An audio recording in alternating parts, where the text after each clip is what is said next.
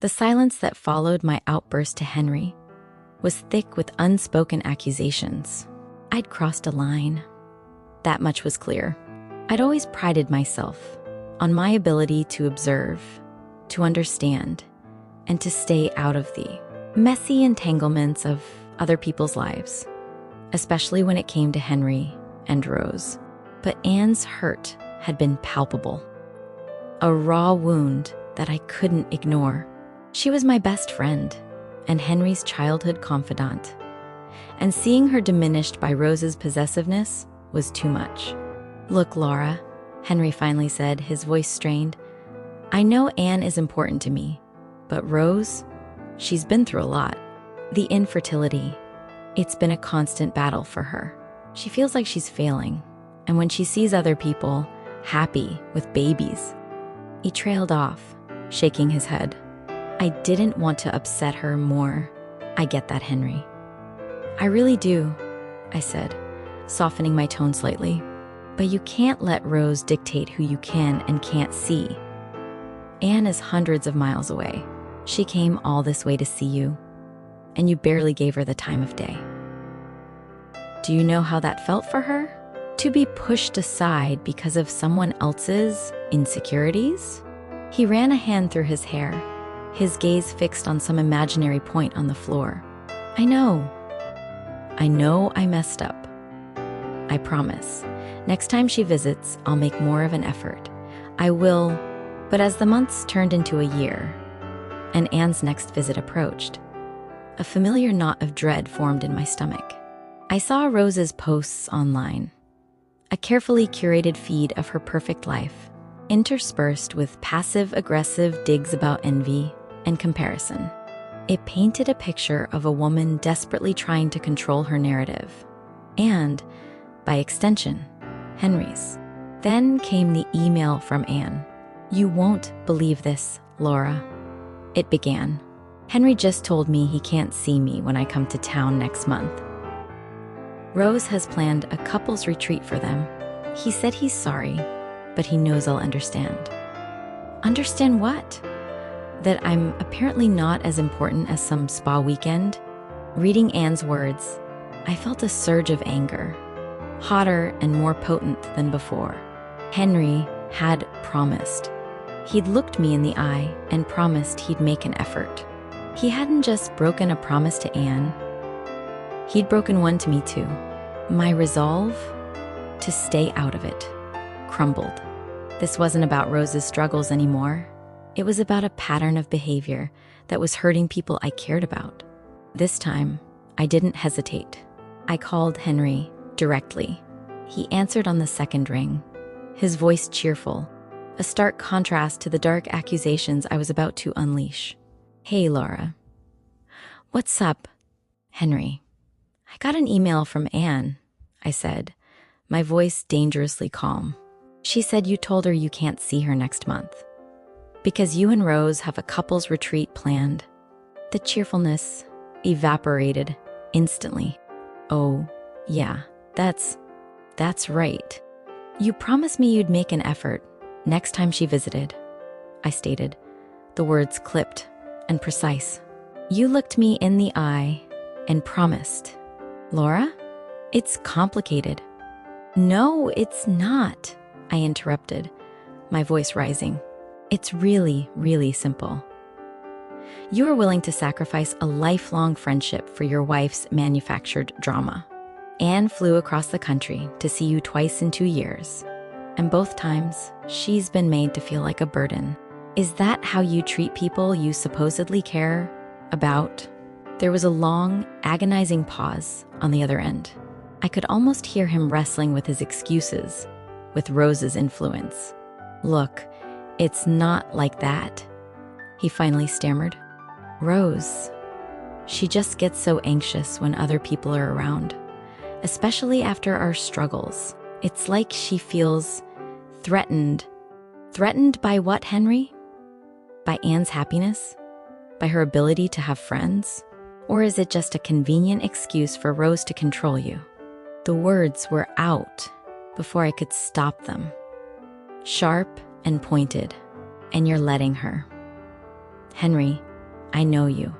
You're not this person. You used to be so much more confident.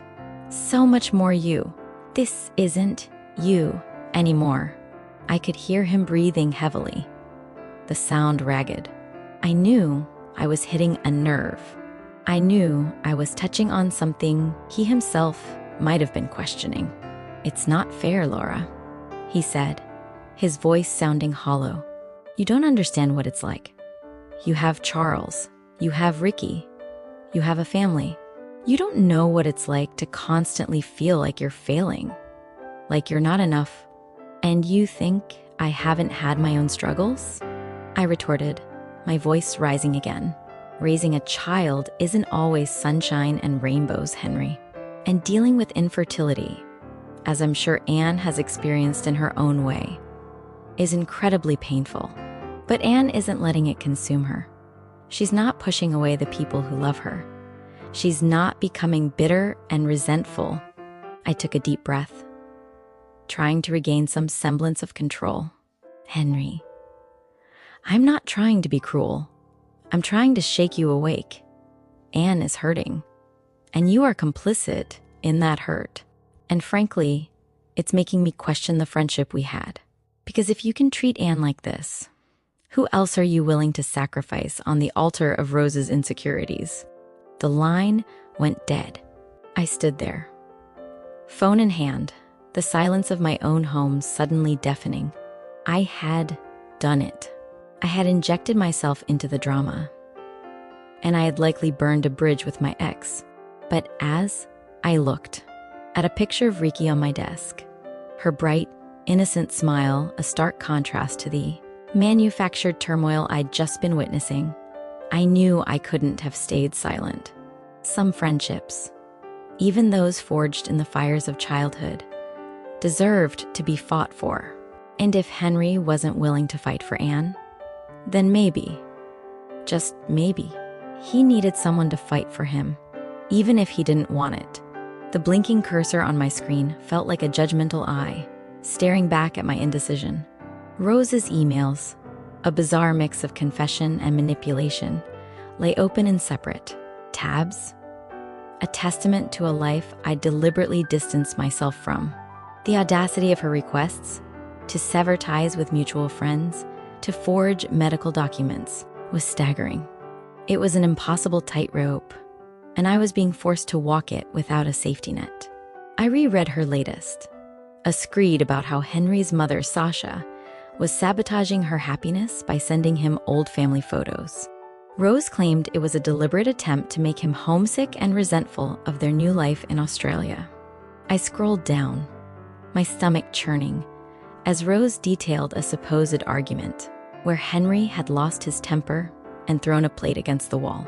Then, the kicker, Rose's fervent plea that I write a statement confirming Henry had autism. Autism? Henry, the boy who meticulously organized his comic book collection by publication date, who could recall the exact batting average of obscure baseball players from the 80s? He was brilliant. Yes, but autistic. The idea was so outlandish, it bordered on the absurd. Yet Rose presented it with a chilling sincerity. My initial instinct was to block her, to delete the emails, to pretend they never happened. But the sheer desperation in her words, however twisted, gnawed at me. And the fact that she'd found Henry's old account, somehow accessed my email, it spoke of a deep well of paranoia and a relentless pursuit of control. Then there was the added layer of concern for Henry. We hadn't spoken in 2 years, not since our brief, awkward conversation about Anne, a conversation that had revealed the growing chasm between us. But he was still the Henry I'd known for a decade, the one who'd shared my awkward teenage years, the one who'd been my first love. If Rose was indeed this controlling, this unhinged, then Henry was trapped. And the thought of him being isolated from his family, particularly during the holidays, pricked at my conscience. Charles, my husband, had noticed my distracted state. He found me hunched over my laptop, my brow furrowed in concentration. "Everything okay, honey?" he asked, leaning over the back of the sofa. I sighed, closing the email tabs with a decisive click. "It's complicated," I said, forcing a smile. "It's Rose." Charles raised an eyebrow. He knew about Henry, about our history. He'd always been understanding, even when the ghost of a past relationship lingered. The one who moved to Australia with Henry? The very same, I confirmed, deciding to share a sanitized version of the truth. "She's been emailing me, asking for, well, some pretty bizarre things." I omitted the request for the autism statement, not wanting to sound completely fabricating. "She wants me to cut off contact with some of our mutual friends so she can re-add them on Facebook. And she's been sharing a lot of personal details about her and Henry's life." Charles's expression shifted from mild curiosity to concern. "That sounds unhealthy." "Unhealthy doesn't quite cover it," I muttered. "It feels like she's trying to isolate him, and by extension, anyone who might be a link to his past life, his family. And what are you going to do?" he asked gently, his hand resting on my shoulder. That was the million-dollar question. Ignoring her felt like the safest option, the one that kept me out of the crossfire. But what if Henry was in trouble? What if Rose was deliberately alienating him, manipulating him? The thought of him being alone and potentially suffering under her influence was unbearable. "I don't know," I admitted, the honesty a relief. Part of me wants to just ignore it, block her, pretend it never happened. But then I think about Henry and his family. Charles squeezed my shoulder. "You don't have to get dragged into their drama, Laura. But if you feel like you need to do something, just be careful. You have your own family to think about." His words were a grounding force. He was right. I had Charles and Ricky. My life was filled with a stable, loving present. I didn't need to revisit the messy complications of a past relationship, especially not one that had become so toxically tangled. But Rose's emails kept replaying in my mind. The subtle threads of control, the desperation for validation, the way she painted herself as the victim, while simultaneously orchestrating a campaign of isolation. It was a masterclass in emotional manipulation. And the autism request, that was the one that truly unsettled me. Was she genuinely delusional? Or was this a calculated move to gain leverage, to create a narrative that justified her actions? I decided on a course of action that felt like a compromise between self-preservation and a flicker of conscience. I wouldn't engage with Rose's fabricated narratives or her insane requests. I wouldn't write any statements, nor would I cut off my friends. But I couldn't just sit on the information either. Not entirely. I opened a new email, this time addressed to Philip, Henry's brother. We hadn't spoken directly in years, but our Facebook interactions had been friendly enough. I typed out a carefully worded message, avoiding any sensationalism or judgment. Subject, checking in. Hope you're well. Hi, Philip, I began. I hope this email finds you and your family well. It feels like ages since we last properly connected. I was just thinking about you all and wanted to reach out. I paused, debating how much to reveal. I decided to keep it vague, focusing on the observable reality of Henry's isolation. I know you and Henry haven't been in close touch recently, and I was just wondering how he's doing. I've heard he and Rose have moved to Australia, which sounds like a big change. I hope they're settling in, okay? I avoided any mention of Rose's emails or her specific accusations. I didn't want to be the conduit for drama, but I also felt a responsibility to offer Philip a potential opening. a way for him to gauge Henry's well-being from his end.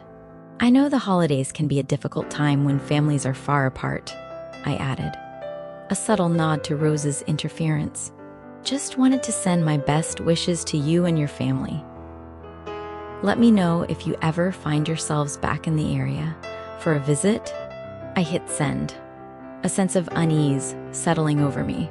I had done what I could without sacrificing my own peace of mind. If Philip reached out, if he sensed something was amiss, he had the information needed to perhaps bridge the growing divide. As for Rose, I would continue to ignore her emails.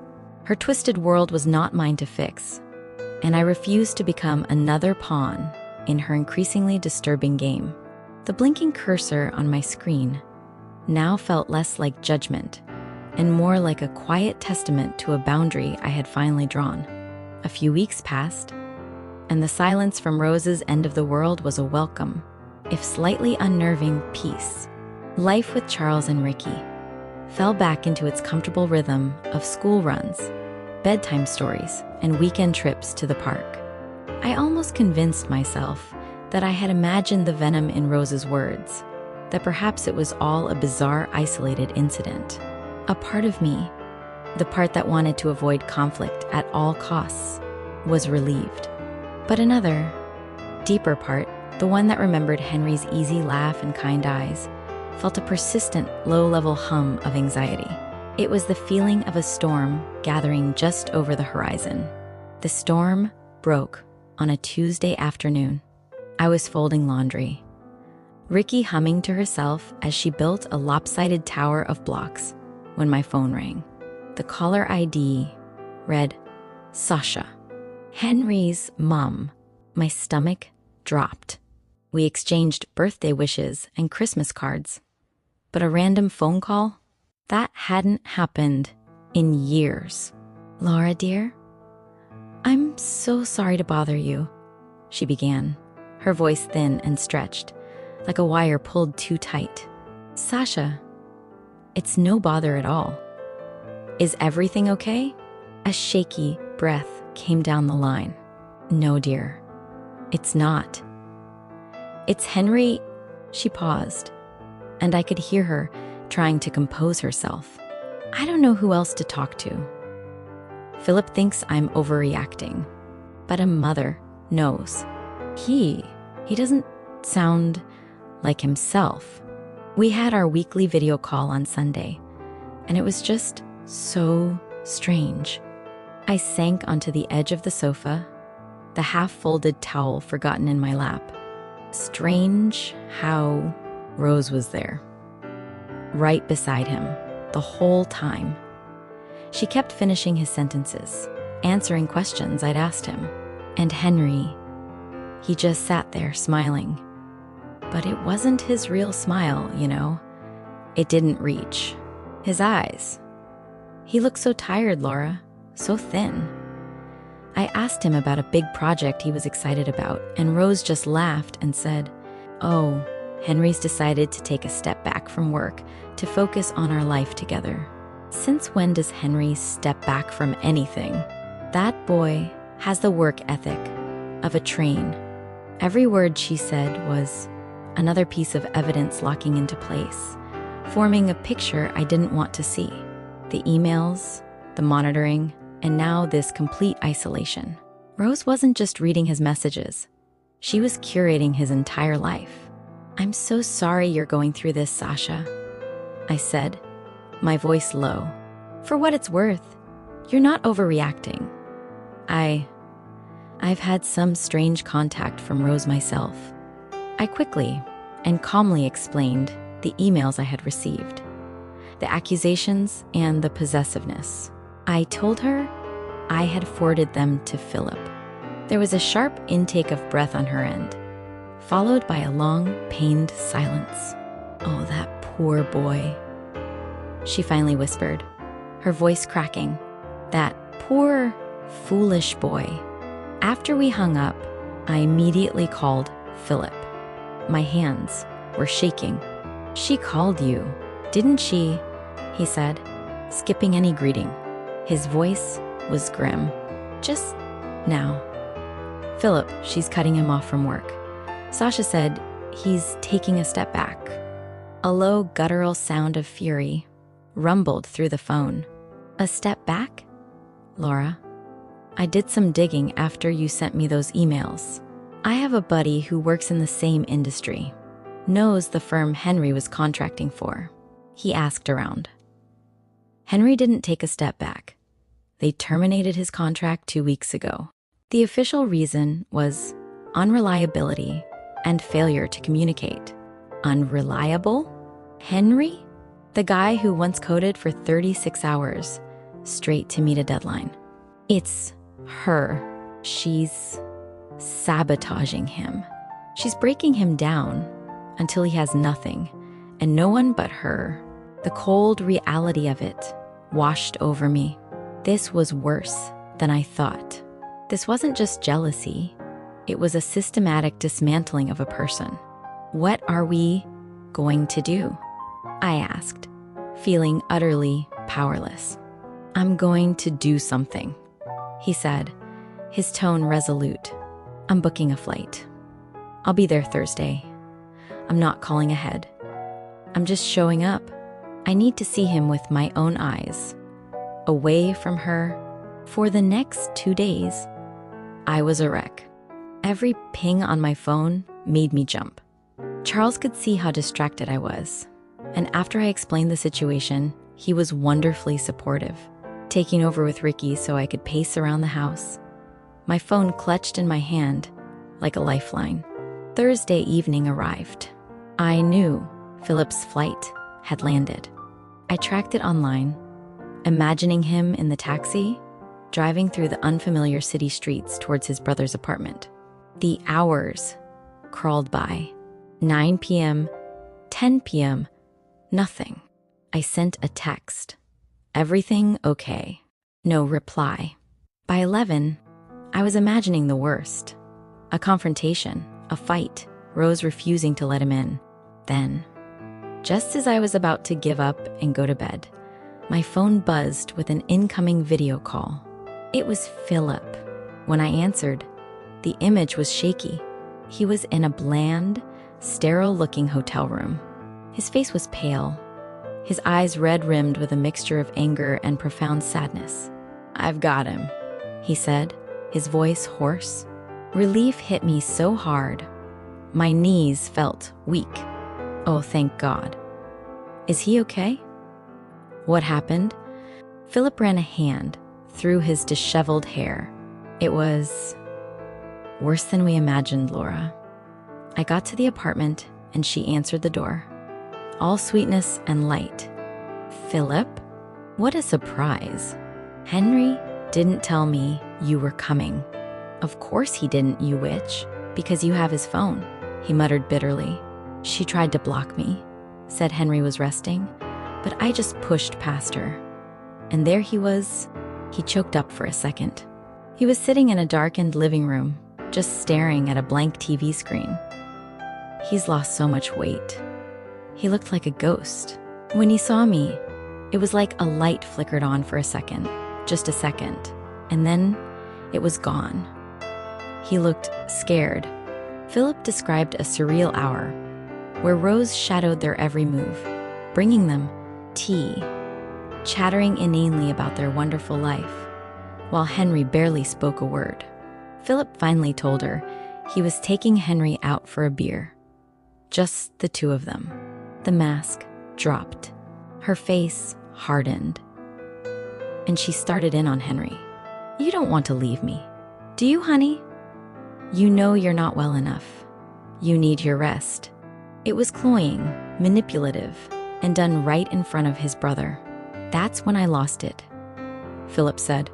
I just looked at her and said, he's not your prisoner. And then I looked at Henry. I told him, Hen, I'm not leaving here without you. We're going home. Mum's worried sick. For the longest time, he just sat there, looking from me to her, like he couldn't process it.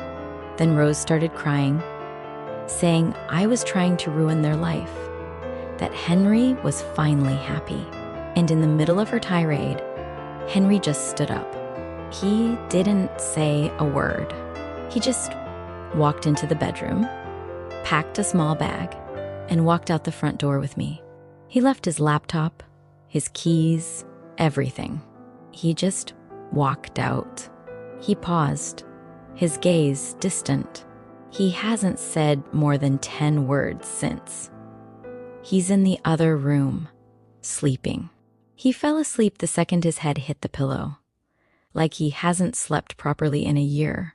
Tears were streaming down my face. Tears for the gentle boy I once loved, and for the broken man he had become. You saved him, Philip.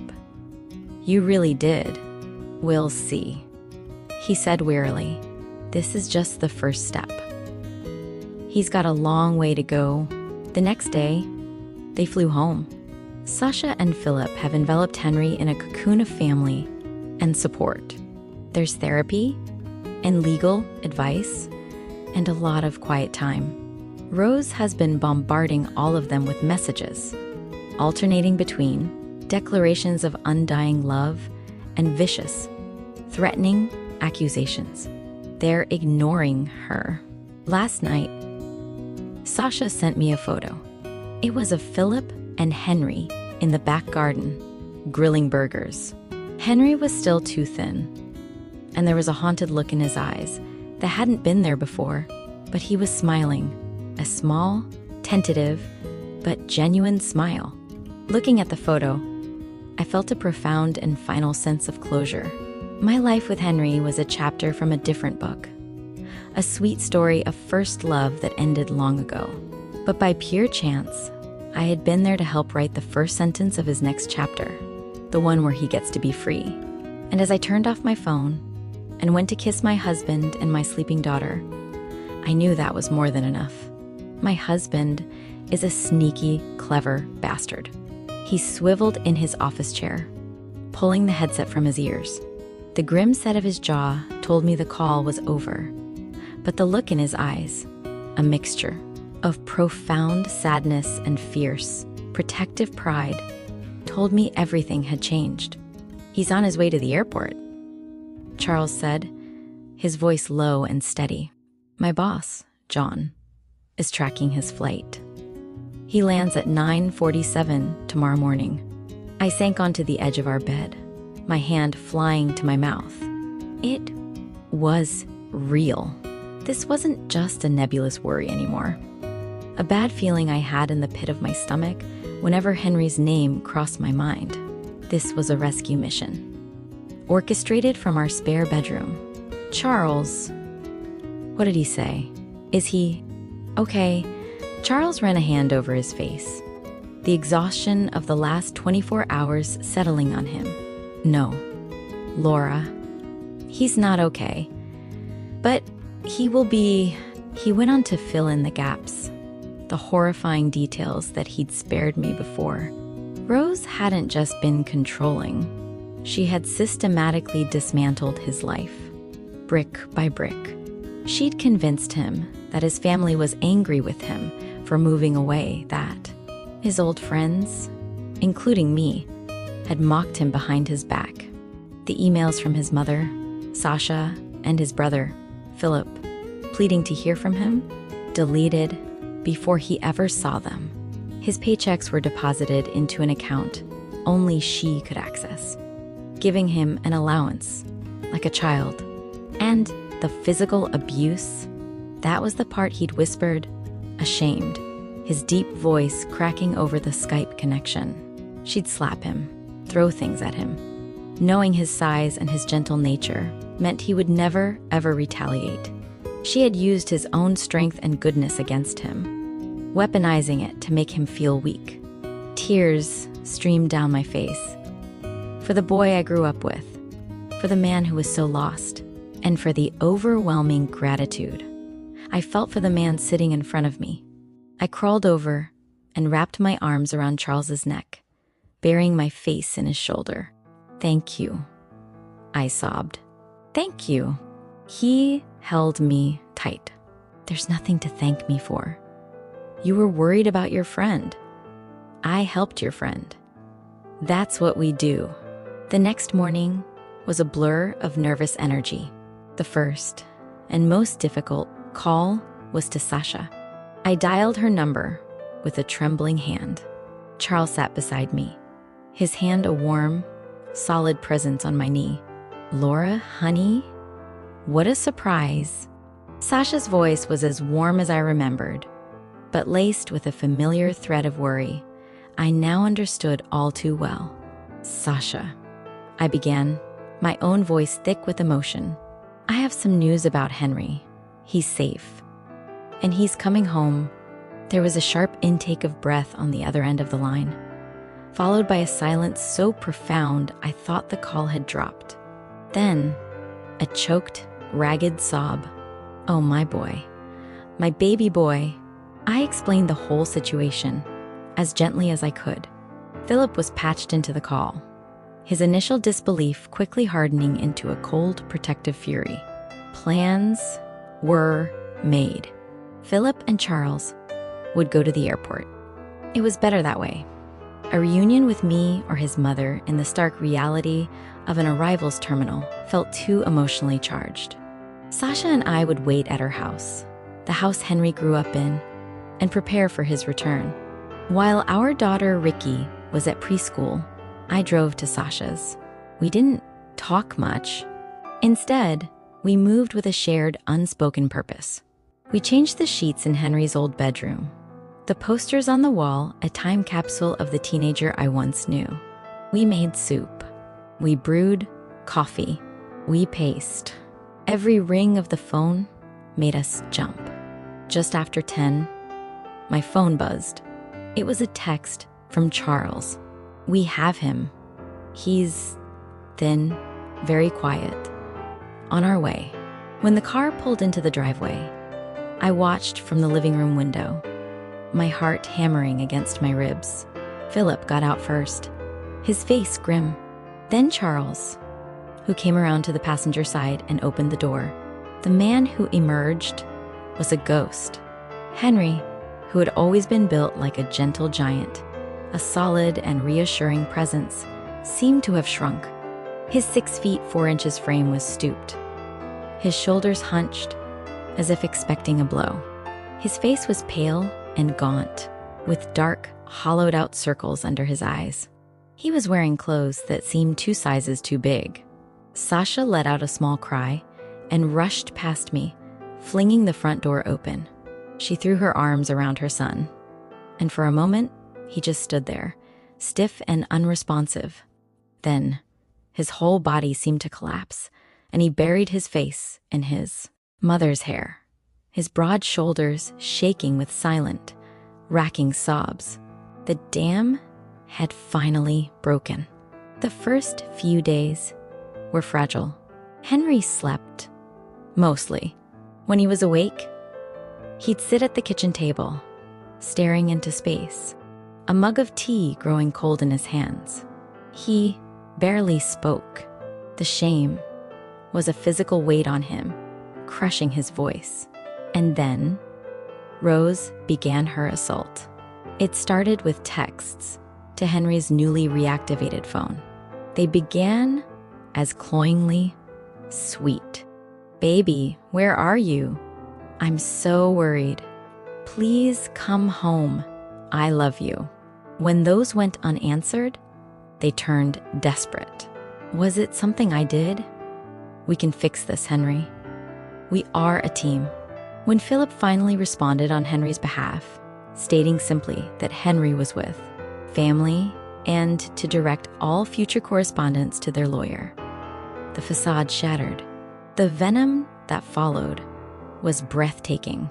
Voicemails were left on Sasha's machine. Messages sent to any old mutual friend Rose could find on Facebook. We were kidnappers.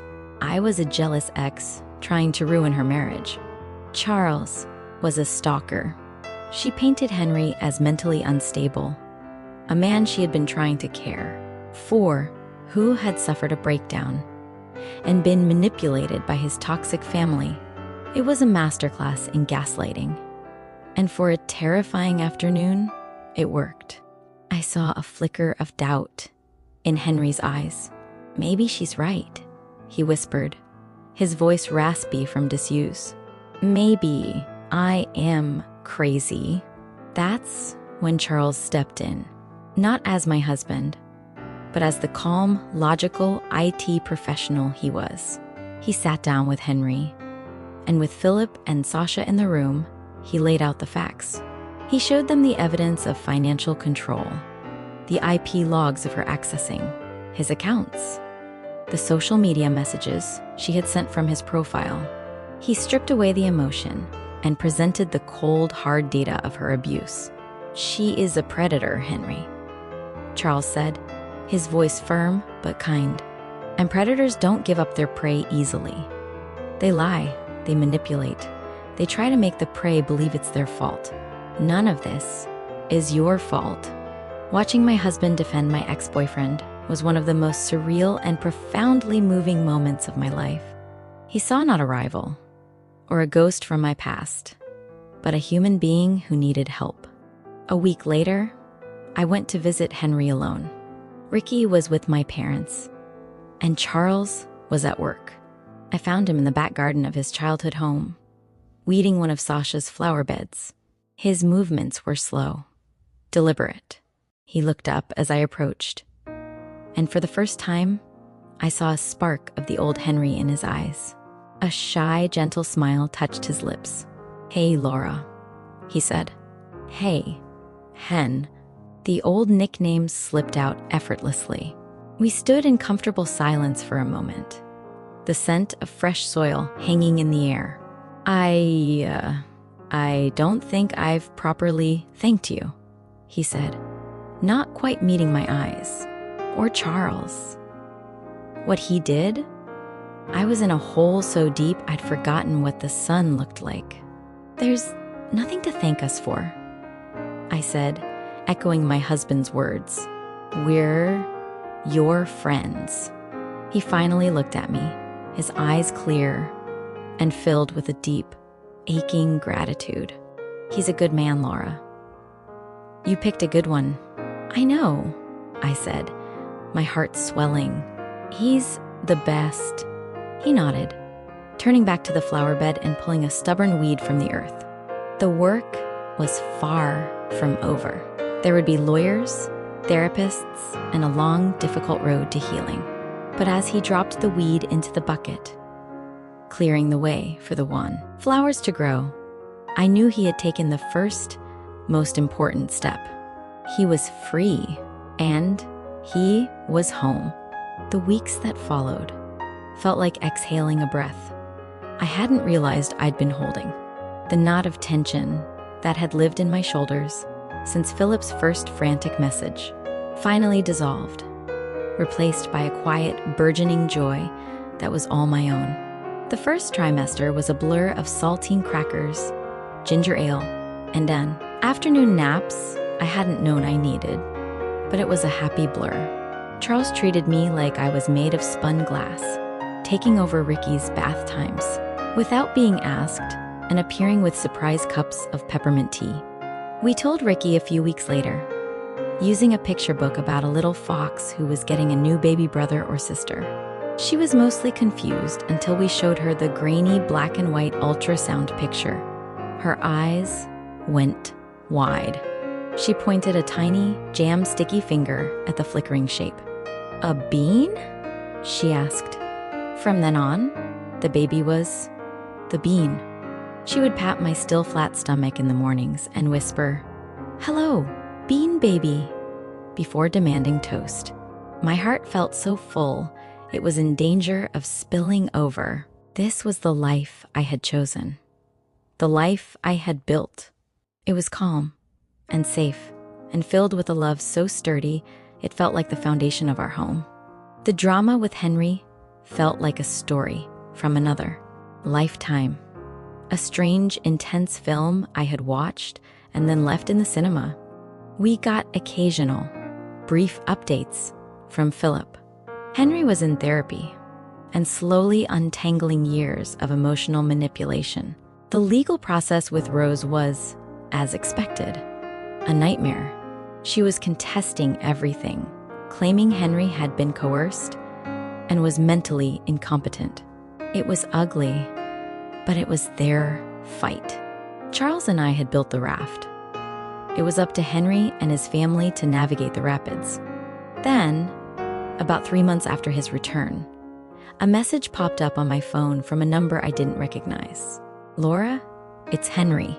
I hope this is okay. Philip gave me your number. I don't have the words to thank you and Charles. You didn't have to do any of it. You gave me my life back.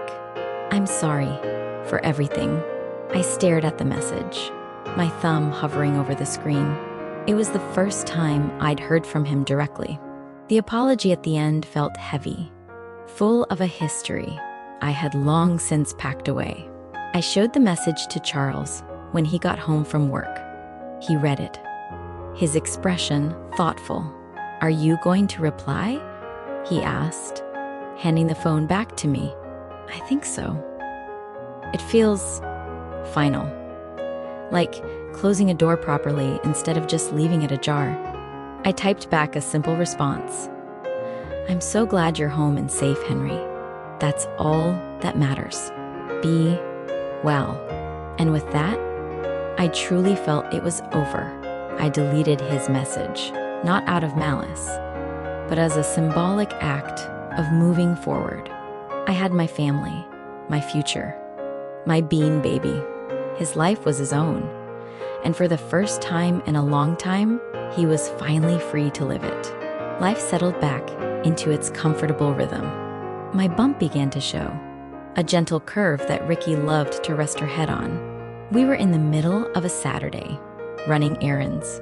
Charles was picking up a prescription, and I had taken Ricky into a little independent cafe for a hot chocolate and a slice of lemon drizzle cake for me. The bell above the door chimed, and a cold draft swept in. I didn't look up until a shadow fell over our small table. "I knew it was you," a voice said, thin and sharp like a shard of glass. I looked up, and my blood ran cold. It was Rose. She looked different from the photos. And the one time I had met her years ago, she was thinner, her face gaunt, and there was a brittle, frantic energy about her. Her eyes, dark and sunken, were fixed on me with an unnerving intensity. Ricky shrank back against me, her little hands clutching my arm. "Mommy, who's that lady?"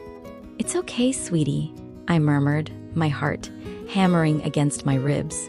I looked back at Rose, keeping my voice even.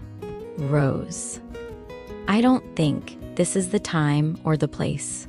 "Oh, I do," she hissed, her voice low enough that the other patrons couldn't hear. "I think this is the perfect place. The happy little family. Did you enjoy ruining mine? Your marriage was over long before I was ever involved," I said, my protective instincts flaring. I subtly shifted, putting myself more squarely between Rose and my daughter. "Liar," she spat. "You were always there, weren't you? The sainted Laura, the one that got away. He never shut up about you, you know? Even when things were good, it was always, 'Laura would have liked this,' or 'Laura and I used to go there.'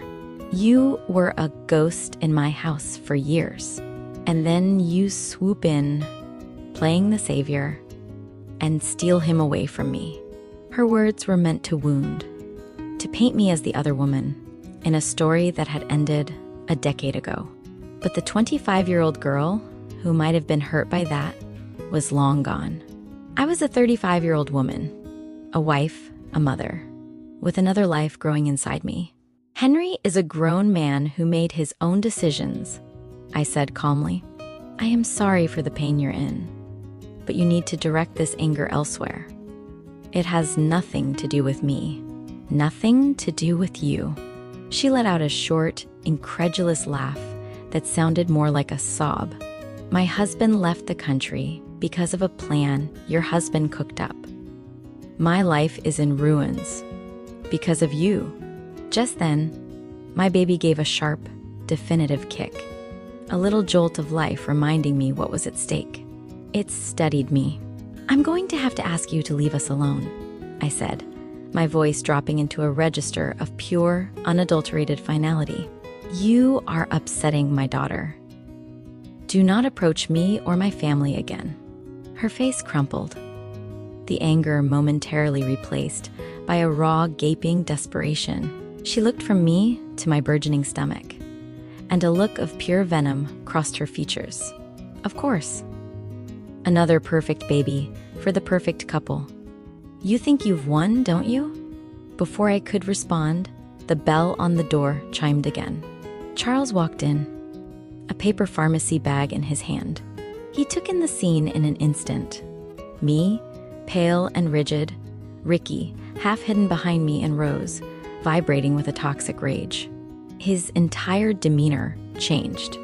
The easygoing warmth vanished, replaced by the cool, formidable presence of a lawyer who was about to dismantle an opposing counsel.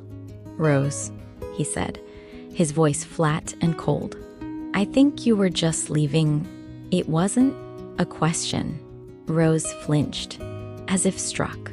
She shot one last, hate-filled glare at me, then turned on her heel and stormed out of the cafe, the bell clanging violently in her wake.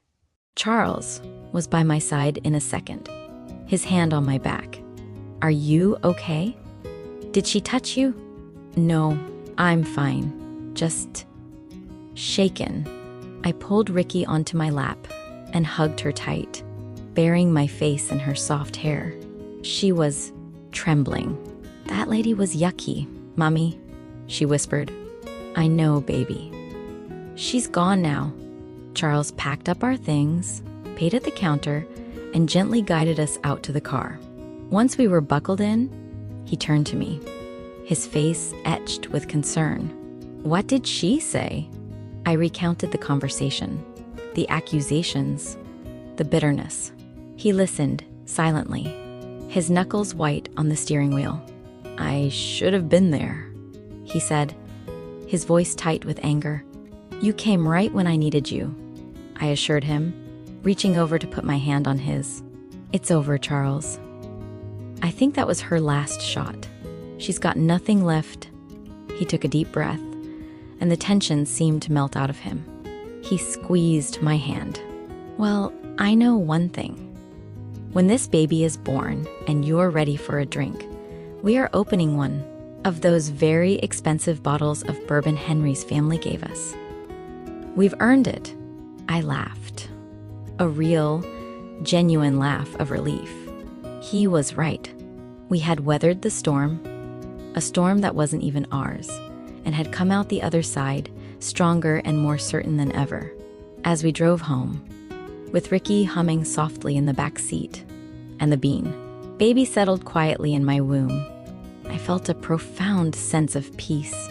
The past was finally where it belonged, behind us. Our future was ahead, clear and bright, and waiting for us.